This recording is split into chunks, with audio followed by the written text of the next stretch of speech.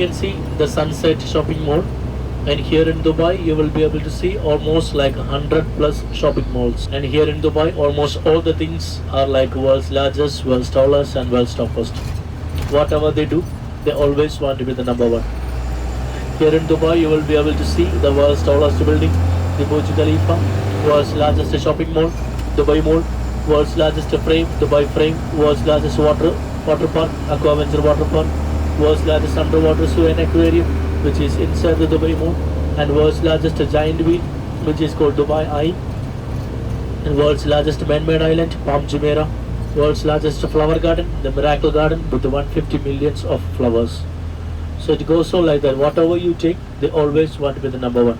As I have already mentioned about the 7 emirates and 7 rulers, each emirate has got its own rulers. So there are totally over 7 rulers as well. And the one who is being the ruler of Dubai will be always the Prime Minister, Vice President, as well as the Defense Minister of the entire UAE. And the one who is being the ruler of Abu Dhabi, which is the capital emirates, will be always the President of the UAE. And here in the UAE, the most powerful person is the President, not the Prime Minister. And the present President as well as Abu Dhabi ruler is His Highness Sheikh Mohammed bin Saeed Al Nahyan, the present Prime Minister, Vice President, Defense Minister, and the Dubai ruler is His Highness Sheikh Mohammed bin Rashid Al Maktoum. And Al Maktoum family is ruling in Dubai for past 2 centuries, like father after son, son after son, like that. And here there is no political parties. It's a monarchy state. Under one king or under one sheikh, the entire state is being ruled. And the father decides which son is supposed to rule after his tenure. And the present ruler is having around 26 children from 5 wives at present. And he decides which son is supposed to rule after his tenure. Most probably the elder son.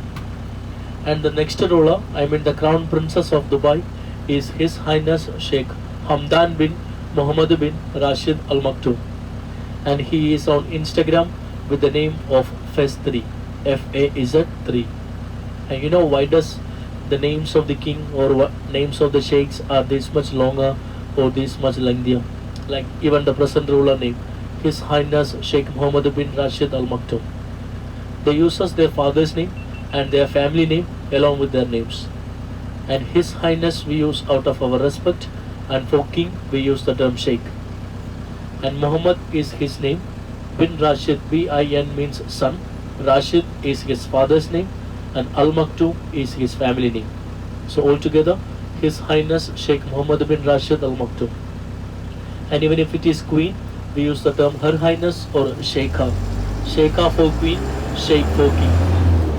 And you may be hearing the term Al almost all around the Dubai, AL, like Al Dubai, Al Karama, Al Maktoum, Al Jumeirah.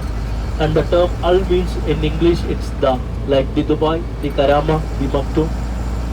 In Arabic they use the term Al.